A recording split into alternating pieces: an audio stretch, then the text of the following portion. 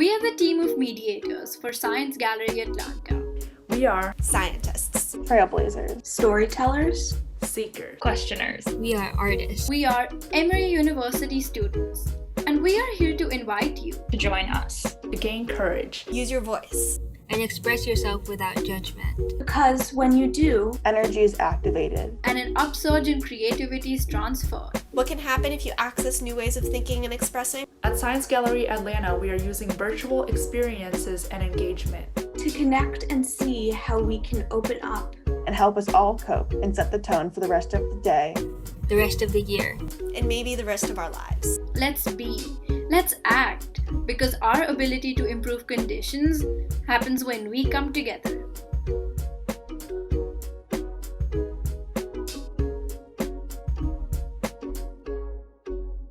Hello everyone.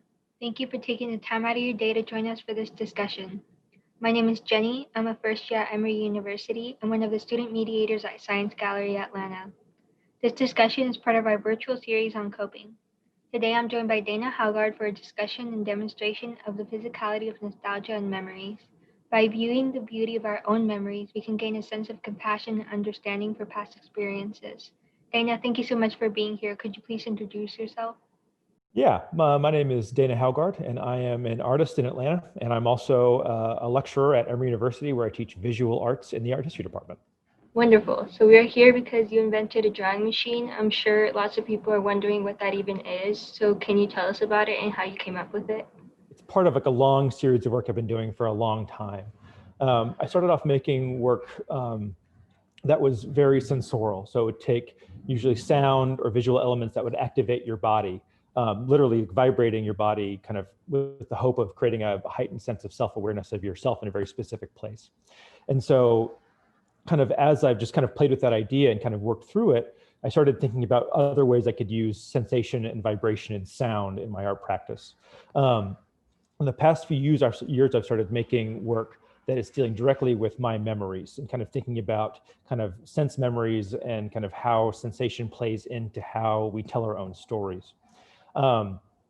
So about 8 or 9 months ago, I started building this machine that would draw live or recorded audio in a really kind of crude, kind of grandpa way of just kind of stringing together a kind of ramshackle machine that I could plug audio into and get something out of. And I started thinking about, well, what kind of audio do I want to draw?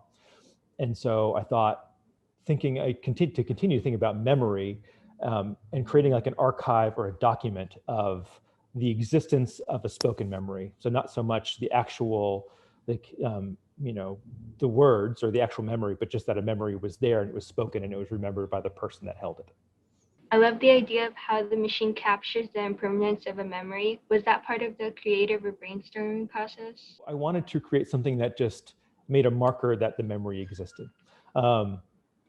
And just as like an archive. So, people like to think about their own histories and tell their own stories, and they want some kind of record of it, even if it's not literal. So I thought this would be a nice way to kind of be able to record a memory without betraying the actual memory. It could still be yours if you wanted it to be. And so kind of from there, it's kind of changed, and I've used it to kind of tell more explicit stories about memories, or also just kind of have these kind of abstractions that a memory was spoken. And I like that. I like that it's an ambiguous document. How does it work? How did you build it? So it's a real ramshackle amalgamation of motors, and there's a car jack in there to kind of get all the motions happening together. And as I was building it, I was thinking a lot about my great-grandfather, who was also a builder, and I had just discovered a bunch of letters that he had written. So I kind of tried to make this look like something that he would make, which was kind of beautifully grandpa chic. But then the mechanics of translating audio into a line drawing, that kind of ties in with these processes I've been working with for the past 5 or 6 years of translating audio into sensorial output, into vibrations. So I take the audio that I'm going to use and I process it to make sure that it's clean and clear and can be translated through the machine. And then it goes into a thing called a tactile transducer, which converts audio signal into physical output. So it just turns it into vibrations. And then I basically tore that thing apart and added all these little cam arms and goofball things into a long thing with a pencil. You can kind of see it. Like there's the bass shaker, the transducer, and there's this long arm that comes down into where pencil goes right there. And under it is a piece of paper that spins and the arm shakes and will make the drawing. So it was all pretty piecemeal, kind of using the little tiny bits of information that I knew I could figure out, and then learning a lot of kind of engineering and everything as I went. Like up until 2 days ago, everything was vertical, and then I decided I wanted to use a different kind of pen, and that required the pen to be down, and so I had to pull it all apart and like bolt it to the wall. And so it's a constantly evolving thing, which is fun. You know, I'm a tinkerer, and if I have something to tinker with, it'll keep me engaged in the process. That's very interesting to me because I was born hard of hearing. Since I was little, I've been part of the deaf community, so I never associated sound with physical objects. Learning about the drawing machine kind of shifted my perspective on how memories or words can come out of your mouth and actually make an impact and be documented. Oh, absolutely. I think it was a while ago when I realized sound was a real physical thing that could move you and could physically affect your body. Like just thinking about going to a concert and you feel that bass kind of pump through your body, or just driving on the road and feeling the feedback of kind of the vibrations of just going through the world. And so once I kind of could wrap my head around the physicality of sound, I started to think about how I could use it to affect people and talk about kind of the primacy of the body, that we are here and that we are real things that move around and can be affected.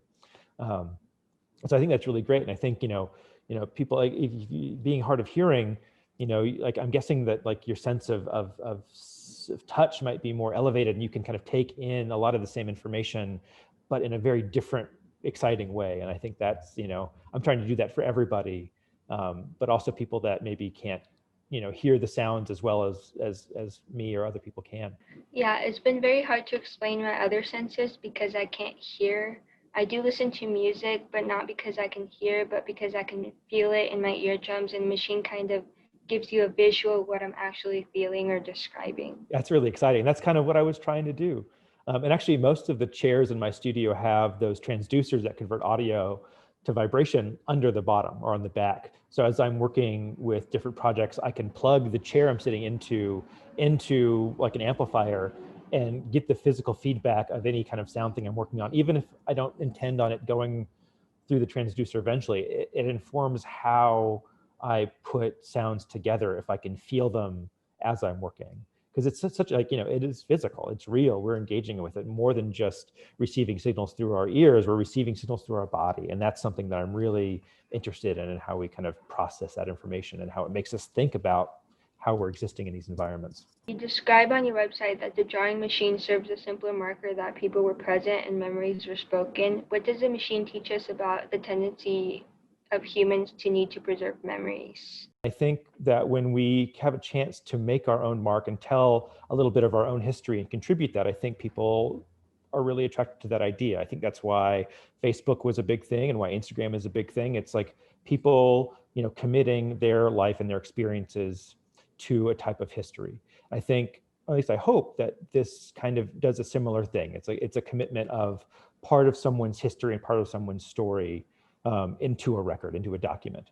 And I think that makes people feel seen and feel included, especially when for so long the stories and the histories were controlled by a very specific group of people. We can now start to like who I talk to and who I include in this is a very conscious choice, and it's like the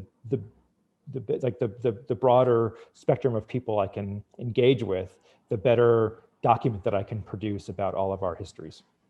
Do you see the machine as being something you can use to communicate? I hope so. That's my goal, is to create these documents that communicate a very specific, or not a specific thing, like an abstracted, ambiguous version of a specific thing.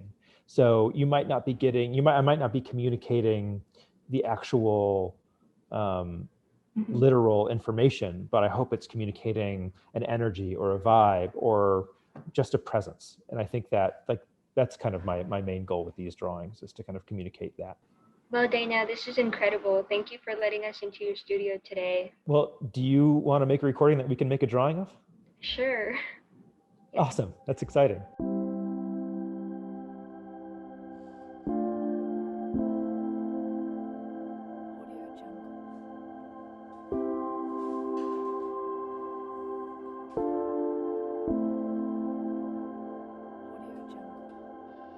It may not be the first time I remember happiness, but I remember I was really close to my dad, and he was really into magicians, and he would always try to show me some new magic tricks. And I remember this one specific time when I was roller skating in my backyard, and he saw a bunch of bees on our garden, and he grabbed some chopsticks, and he was able to capture a bee by the wings with his chopsticks. And I remember feeling like so, like I felt, I don't even know how to describe how I felt. I was just very surprised that he could do that, because I never seen him do something like that before. And the next week, I remember roller skating in my backyard, and I found a little bee on the floor. And because I remember my dad handling the bee, I grabbed it with my hands, and it stung me. And well, the bee sting wasn't a very happy memory, but I remember after I took the stinger out, I felt this euphoric feeling that I handled the bee, and I think it was the adrenaline that I caught from the bee sting, but I think that was the most happiness I've ever felt in my life for some reason.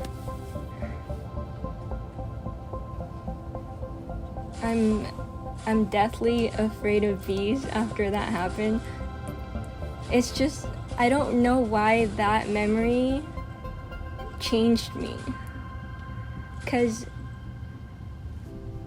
I was afraid of bees before I saw my father caught one, but the way that he did it just made me feel like I shouldn't be afraid of bees, which is why I grabbed the bee when I saw it a week later. But it stung me, and that kind of just like shifted my whole life.